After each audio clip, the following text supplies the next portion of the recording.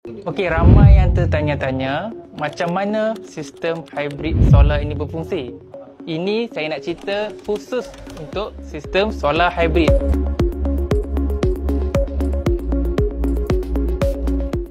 Ini adalah sistem solar hybrid, iaitu terdiri daripada inverter, dan ini benda yang utamalah, yang nilai tambahnya adalah bateri.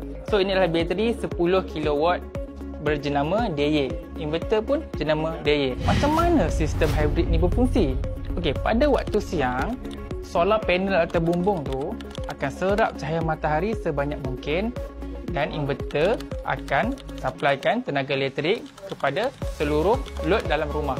Dan dalam masa yang sama, bateri ni tengah charge menggunakan cahaya matahari daripada solar panel. So, bila charge dah full dah, pada waktu malam, tuan rumah akan guna tenaga elektrik daripada bateri ni lah, bateri 10 kW ni. Jadi tuan rumah guna aircon lah, guna iron, guna mesin basuh ke apa pada waktu malam tu, guna katakanlah sehingga pukul 2 pagi bateri pun dah habis. Jadi pada pukul 2 pagi tu sampailah pagi esok pula barulah guna daripada TMB. Dekat sinilah perkhidmatan terjadi. Sebab apa? Sebab berkurangnya kebergantungan kita kepada TMB. Ialah waktu siang kita dah full day guna daripada solar, dan pada waktu malam kita guna daripada bateri pula. Jadi bila bateri habis barulah kita guna daripada TMB.